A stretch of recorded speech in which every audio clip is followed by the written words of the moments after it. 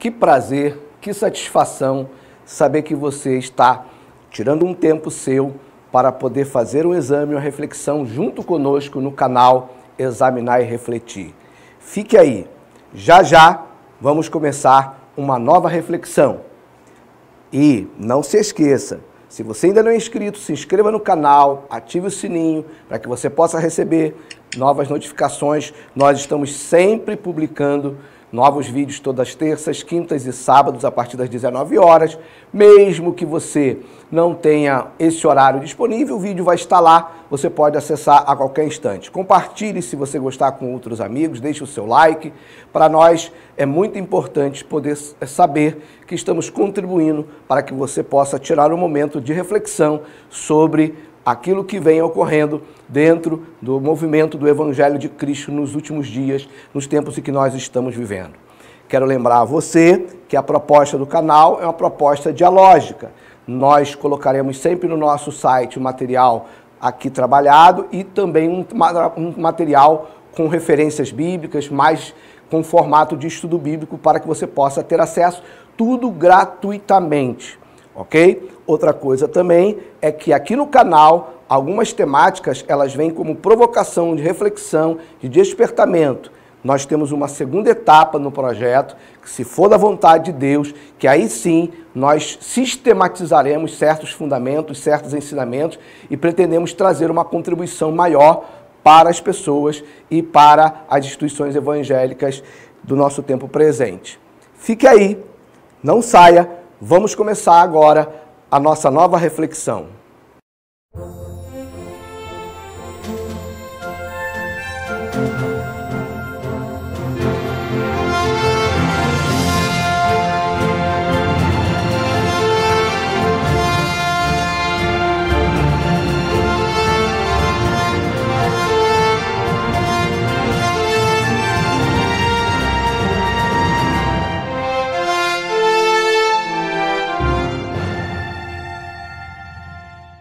Bem, nossa reflexão de hoje, reflexão de número 14, muito importante. Fique até o final, não deixe de compartilhar com seus amigos, falar, comentar com seus amigos. E como eu sempre falo, o canal, ele defende verdades que nós acreditamos. Aquilo que nós acreditamos no campo espiritual não se impõe ao outro. Você compartilha a sua fé e você aceita ou não, ou você acredita ou não. Precisamos aprender a respeitar as diferentes opiniões. Mas tudo que nós temos trazido aqui, temos procurado calcar em nossos fundamentos, que estão lá no início das gravações do nosso canal, que você pode buscar, as 5 peneiras do Examinar e Refletir, as 3 questões norteadoras. Sobretudo, o foco na pessoa de Cristo e na palavra contextualizada em Cristo Jesus e ensinamento dos apóstolos a partir de Cristo Jesus, entre outras questões e entre outros aspectos das peneiras que estão lá. Vá lá buscar no nosso canal as outras reflexões que tratam da nossa linha de pensamento, do nosso fundamento, até para que você possa se posicionar melhor a respeito da nossa linha pedagógica, a respeito daquilo que nós estamos trazendo. Mas vamos lá. Por que certas igrejas evangélicas não estão cumprindo sua missão de ensinar, fazer discípulos? Por que será? Né? Primeiramente, o que foi que Jesus Cristo pediu para ser ensinado? Se você observar os últimos diálogos de Jesus, você tem o diálogo em que Jesus manda ir pregar, mas existe também o diálogo em que Jesus manda os discípulos ensinarem, fazer discípulos. E o que Jesus pediu que fosse ensinado? Bem, primeiro, Jesus pediu que fizessem das pessoas seus discípulos. Se for para fazer discípulos de Jesus, você precisa de ensinamentos que fizessem que esses novos seguidores de fato se tornassem seus discípulos. Não há como uma pessoa se tornar um discípulo de Cristo sem os devidos ensinamentos que vão moldar os seus paradigmas, os seus valores, os seus princípios, para que ele se torne de fato um seguidor de Cristo Jesus. Número 2, que esses que viriam a se tornar seus discípulos aprendessem tudo que Jesus havia ordenado ou mandado aos seus apóstolos. Bem, mas De todas as coisas ordenadas por Jesus Cristo para os seus discípulos, qual a que podemos destacar como maior ordem? Dentre aquilo que Jesus falou, ensinando aquilo que eu vos tenho mandado guardar. Dentre as coisas que Jesus mandou, qual seria a questão principal, o foco principal que está associado ao que eu sempre falo, à referência da cruz de Jesus na cruz do Calvário? Bem, existem várias versões, traduções, mas em resumo, o que Jesus quis dizer em João 13, versículo 34, é que ele estava dando um novo mandamento para os seus discípulos, que eles deveriam amar uns aos outros como ele, Jesus, os havia amado. Olha só, presta atenção. Lá no início, como Jesus foi interrogado sobre qual era o principal mandamento, no seu ministério, ele disse, primeiro mandamento, amar a Deus acima de todas as coisas. Segundo mandamento, semelhante a esse, amar o próximo como a si mesmo. Mas aí lá mais para o final do seu ministério, Jesus vai dizer, eis que eu vos dou um novo mandamento. Ou seja, havia um paradigma, havia um parâmetro na velha aliança. Agora, com a minha morte na cruz, com o meu projeto, com o meu evangelho, com a boa nova que eu estou trazendo, o que eu estou trazendo de novo, agora existe um novo patamar. Existe um patamar mais acima. O sarrafo subiu. E esse sarrafo foi para onde? Para a cruz de Cristo. Agora, não basta amar o outro como a si mesmo. Agora, o seu parâmetro de amor, a sua referência de amor, é o amor que eu demonstrei para vocês. Então, se Jesus disse, ensine as pessoas a guardarem o que eu tenho mandado a vocês fazerem, e se o principal mandamento, a principal ordem que Jesus deu foi essa, então a gente trabalha no meio pedagógico com objetivo principal, objetivo geral, objetivos específicos. Então, entre os objetivos gerais que norteiam a ação da igreja, do ensino da igreja, está que as pessoas precisam ser ensinadas a amarem como Jesus amou. Para pensar um pouquinho. Amar como Jesus amou. Te parece uma coisa simples de aprender? Te parece uma coisa fácil de ser ensinada? Te parece que é da noite para o dia que isso vai acontecer? Você acha que é com automatismo que isso vai acontecer? Talvez você tenha levado 4 anos para se formar em engenharia. Talvez você tenha levado 5, 6 anos para se formar em medicina. 4 anos para se formar em professor. E ainda assim teve que fazer especialização, pós-graduação, graduação. Se para o conhecimento do mundo natural e material você teve que investir tanto de esforço e empenho, e os seus professores tiveram que usar tanto de estratégia pedagógica, didática, para te ensinar coisas da dimensão humana, compreendidas com mais facilidade pela mente humana, independente, né, da morte de Jesus na cruz do Calvário, que dirá aprender a amar como Jesus amou. Jesus disse para ensinar isso. Não sou eu que estou dizendo, é Jesus que está dizendo e registrado nos evangelhos. Bem, e aí, qual é mesmo o que chamamos de PPP para a Igreja de Cristo?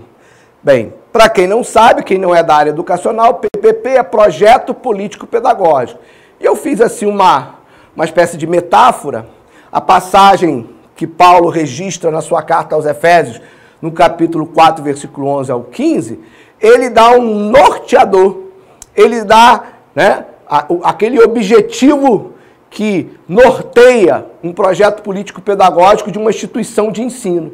Se Jesus disse para a igreja ir de pregar e de ensinar, então ela é uma instituição propagadora e uma instituição de ensino. E como instituição de ensino, Paulo disse assim, ele mesmo deu uns para apóstolos, outros para profetas, outros para evangelistas, outros para pastores e doutores. Aí qual é o objetivo? Isso aqui são 2 ministeriais que compõem o quê? A igreja.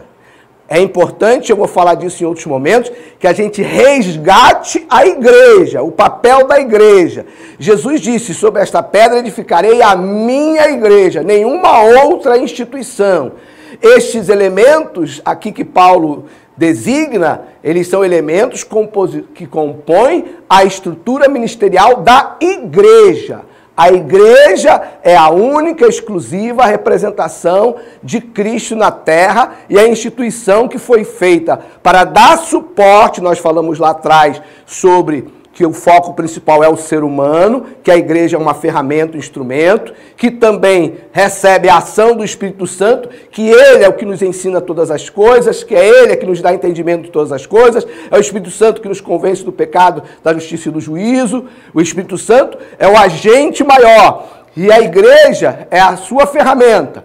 E aí nesta igreja, na igreja, não em outras instituições, você tem apóstolos, profetas, evangelistas, pastores e doutores. Com que objetivo?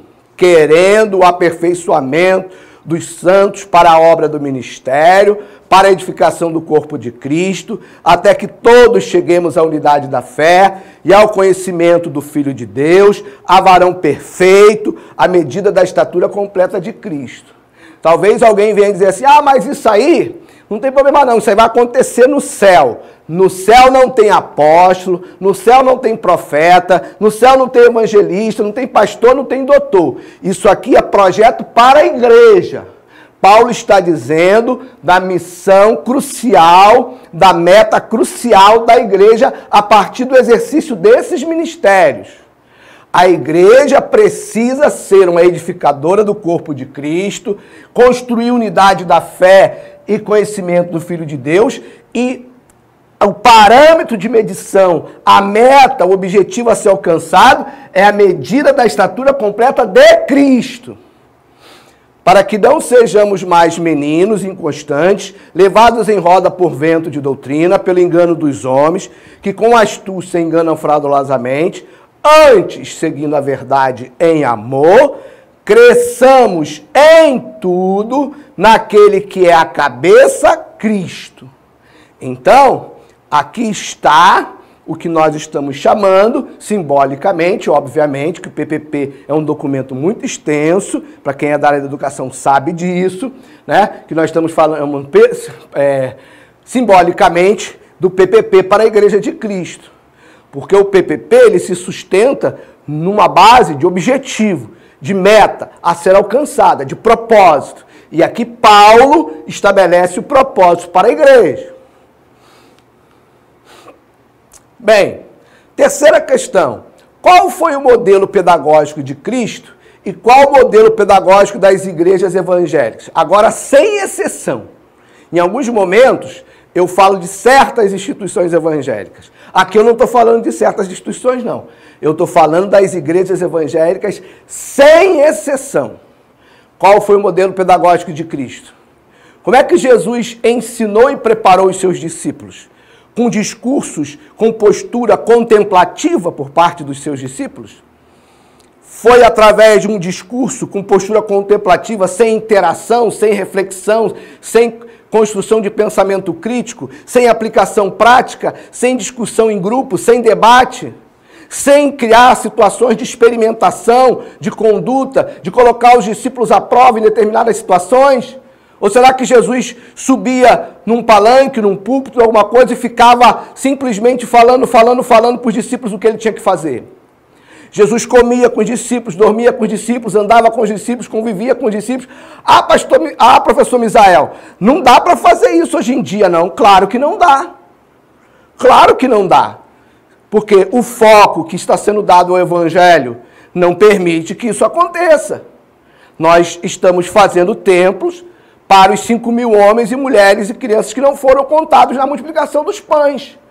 A gente está dando foco realmente que deve ser dado para o Evangelho? Se a gente estivesse dando foco para o Evangelho como Jesus deu, será que não haveria possibilidade de nós fazermos dessa forma? Mas a minha igreja tem um projeto de célula, tem projeto disso, projeto daquilo.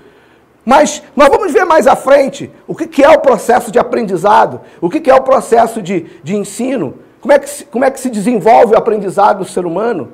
Será que esses mecanismos que muitas vezes aparecem como inovadores, Eles trazem crescimento. Ah, vamos propor este mês uma leitura da Bíblia. Vamos propor este mês a leitura de tais capítulos, de tais versículos. Vamos repetir. Será que isso é uma proposta pedagógica para trazer o ensino, para que as pessoas, depois disso tudo, estejam aprendendo? Não que elas vão alcançar da noite para o dia, mas estejam aprendendo a amar como Jesus amou? Né? Então, aqui é sem exceção. Quais são as ações pedagógicas de sua igreja? Quando se fala em ação pedagógica, é ação que leva a aprendizado, que leva a ensino. Quais são as ações pedagógicas de sua igreja para levar você a ser varão perfeito à semelhança de Cristo Jesus? Não é ação pedagógica para resolver o teu problema, para você se sentir bem, para você se sentir melhor, para você ter resultado no concurso, para você ter resultado no seu trabalho, para você resolver seus problemas financeiros. Isso não é ação pedagógica da igreja. Não foi isso que Paulo falou em Efésios capítulo 4, a partir do versículo 11. Nós estamos falando de Bíblia. Nós não falamos que nós temos que defender a palavra de Deus, que nós não podemos atualizar a Bíblia? Então, o que a gente está fazendo com certas ações pedagógicas na igreja? Bem, apenas EBD, culto de ensino, ou da mensagem, ou da palavra, culto de louvor, ou adoração, ou celebração, e com certos eventos paralelos, extremamente pedagógicos, como cultos de libertação, da vitória, do sobrenatural, da conquista, entre outros. É com essa plataforma pedagógica, né, que são as ações que a igreja ela está adotando para cumprir o que Jesus falou e que Paulo regulamentou. É com isso que você está ensinando as pessoas a amarem como Jesus amou? E a oração que tem que acompanhar o ensino? Tem que lugar na sua igreja e na sua vida? Orações, jejuns e campanhas são propostas com que foco principal? Bem, a oração, ela é elemento fundamental na relação de aprendizado com Deus. Através do ensino, você recebe a informação, você recebe o conteúdo. Através do exame, da reflexão da palavra, do processo de aprendizado, você recebe o elemento. Através da oração, você interage com o professor, com o Espírito Santo, com Deus. Você, como aluno, leva ele às suas dificuldades de aprendizado. Você leva ele às suas limitações. Você fala com ele dos seus conflitos. Você fala com ele de certas passagens da Bíblia que te impactam e você tem tentado buscar certas estratégias e não tem conseguido. É uma interação. A oração acompanha o ensino como elemento de interação com o professor, que é o Espírito Santo. Mas qual o lugar que a oração tem na sua igreja? O culto de oração, o culto de intercessão na sua igreja, o culto dos companheiros da oração, dos parceiros da oração. Qual é a frequência deles? Qual é a frequência do culto de intercessão? As pessoas que geralmente vivem de pregar o Evangelho, saem a campo pregando o Evangelho, falando para as pessoas orarem, ler a Bíblia. Nas suas igrejas de origem, elas frequentam o culto de oração, de intercessão? Muitas não trabalham, só estão em função do Evangelho. Elas vão no culto de oração? Elas vão no culto de intercessão? Porque não basta orar para pregar. Não basta orar porque você vai dar a lição da escola bíblica dominical. Não basta orar porque você tem que fazer um estudo bíblico. Você tem que orar pelo seu aperfeiçoamento pessoal, individual. O evangelho, o reino tem que se estabelecer em você. E as pessoas não podem ser julgadas, Deus não julga as pessoas pelo seu discurso. Deus, ele julga pela intenção do coração e pelos frutos que você produz, pela relação que você tem com ele. Orações, jejuns e campanhas são propostas com que foco principal? Ora-se para que sejamos cheios de toda a plenitude de Deus. Ora, para que nós sejamos aperfeiçoados a cada dia, né, à imagem de Cristo. Ora-se a cada dia para que nós possamos chegar à estatura de varão perfeito, à semelhança de Cristo Jesus. Ora-se para que os maridos amem as suas esposas como Cristo amou a igreja. Existem campanhas de oração nesse sentido.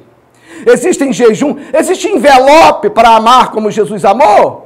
Ou existe envelope para dívida, envelope para cura, envelope para soluções no campo emocional. E como é a frequência das diferentes ações pedagógicas das igrejas evangélicas em geral? Pega aí a programação da sua igreja. Qual é a frequência de cada ação pedagógica que a igreja faz? Qual é a frequência? Vê aí na sua igreja, faz um exame agora, uma reflexão. Qual é o nível de frequência do culto tal, do culto X, do culto Y, da reunião Y, da reunião X, da oração, da escola bíblica? Faz uma reflexão. Bem, vamos falar de uma forma um pouco mais didática e um pouco mais científica, né? Você conhece alguma pirâmide do aprendizado? Eu vou trazer aqui 2 teóricos que falam da pirâmide do aprendizado. Essa pirâmide é baseada na pirâmide de Edgar Dale. Desculpa aí porque eu compreendo um pouco espanhol, eu hablo um pouco espanhol, pero inglés no sé nada, no sé hablar inglés. Entonces la pronunciación no será perfecta. Si fuera español, un poco mejor, pero en inglés, lamentable. Entonces, aqui, de Edgar Dale. Na verdade, isso aqui é um estudo publicado no ano passado, com base na teoria desse indivíduo aqui, desse especialista, que você pode pesquisar na internet, não há tempo aqui para isso. Olha só, essa pirâmide de índice de retenção do conhecimento. 5% se retém de conhecimento assistindo palestra. 10% lendo, 20% por recursos audiovisuais, 30%, 50% discutindo em grupo. Vai ver na escala como ela vai aumentando. 75% praticando e 85% ensinando. A melhor maneira de se aprender é compartilhar o seu conhecimento com o outro, ok? Para ficar não apenas num teórico, a gente trouxe aqui também a pirâmide de William Glasser. Não sei se é assim que se pronuncia, tá bom? Se fosse o Ariano Suassuna, ele diria William Glasser, porque ele diz que ele fala, quando o Ariano Suassuna era vivo, ele dizia que ele lia e-mail e não e-mail, porque ele lê o que está escrito, né? Então vamos lá. Na pirâmide de William Glasser, ou como diria Suassuna e William Glasser, né? Que os números não se prendam à questão numérica, de valores exatos. Você veja a coerência em relação à maneira como o aprendizado se desenvolve. Ó, leitura, 10%. Quando ouvimos, 20%. Quando vemos ou quando observamos, 30%. Mas isso aqui não é ver o outro falando para você. É ver o fato que constrói processos e etapas e você aprende vendo o acontecimento. Não é ficar vendo o outro falando, né? Porque ver o outro falando é escuta, né? Quando vemos e ouvimos, ou seja, alguém está te mostrando um processo, está te mostrando um desenvolvimento de uma determinada ação e ao mesmo tempo está te explicando. Aí você melhora a sua capacidade de aquisição do aprendizado, né? Aí, na teoria de William Glasser, quando vemos e ouvimos, melhora para 50%. Quando discutimos com os outros, 70%. Quando nós fazemos, ou seja, escrevemos, interpretamos, traduzimos, expressamos, revisar, identificamos, comunicamos, ampliamos e por aí vai, 80%. E quando nós ensinamos aos outros, explicar, resumir, estruturar, definir, generalizar, elaborar, ilustrar, 95%. Talvez você esteja dizendo aí, Misael, não está dando para a gente visualizar aí no canal essas imagens. Não se preocupe, todo o nosso PPT, todos os nossos estudos vão para o nosso site. Lá no nosso site você pode baixar, inclusive, o PPT e ter gratuitamente esse material lá com você. Independente de ser o de Edgar Dale, né, que foi estruturado por um estudo ano passado dessa forma, ou de William Glasser, não importa. O que você observa é que quanto mais interação, mais aprendizado existe. Jesus calcou o seu ensino aos seus discípulos na interação e não simplesmente num discurso contemplativo, como é a maioria dos ensinamentos da maneira como a igreja conduz o seu processo pedagógico. Você conhece o ciclo PDCA? Ah, Misael, você vai querer que a igreja tenha ciclo PDCA? Não. A ideia não é essa. Não é tecnocracia, né, de ensino. Não. O que, na verdade, se quer trazer com o ciclo PDCA, para quem não sabe, o P aqui é de planejar, o D aqui é de do, no inglês fazer, o C é de checar e o A é de agir.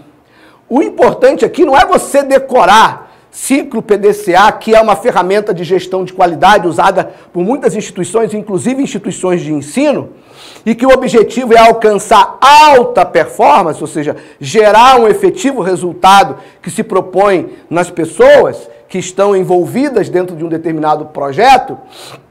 O importante é saber que para que você possa fazer uma gestão de qualidade no processo de ensino, para que você possa alcançar alta performance, tem que ter planejamento, você tem que localizar as questões problemáticas, aquilo, a ênfase que você quer dar, tem que estabelecer plano de ação, e aí você precisa executar o plano, colocar o plano em prática, você tem que manter uma verificação se as metas estão sendo atingidas, acompanhar os indicadores dos resultados que foram propostos no plano de ação.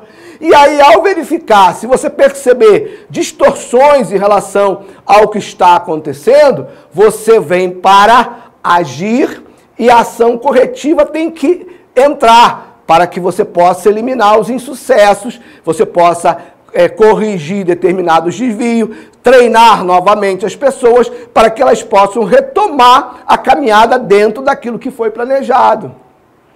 Jesus não falou de ciclo PDCA, mas com certeza ele veio com um plano, ele executou o plano em prática, ele acompanhou, né, os indicadores desse plano, ele observou os seus discípulos, ele agiu com ação corretiva nos seus discípulos, tornou a estabelecer novas situações para os seus discípulos aprenderem, e daí por diante. Então, eu não quero aqui dizer que a sua igreja tem que adotar ciclo PDCA. Estão dizendo por aí até que a igreja agora precisa ter marketing, né? Não é isso. Não é isso. A questão aqui é entender que processo de ensino não é por métodos contemplativos, por métodos de escuta, por método de leitura aleatória. Não é dessa forma que se ensina. Bem, fica aí a reflexão, faça o seu exame do que eu falei. Você não é obrigado a concordar, mas se você gostou, se você entendeu, compartilhe isso, leve essa reflexão na sua igreja, observe se de fato a ação pedagógica de Cristo, o PPP de Paulo lá em Efésios 4, está sendo cumprido na sua igreja sem exceção. Inscreva-se no nosso canal, ative o sininho, deixe o seu like. Muito obrigado mais uma vez pela sua presença no canal Examinar e Refletir.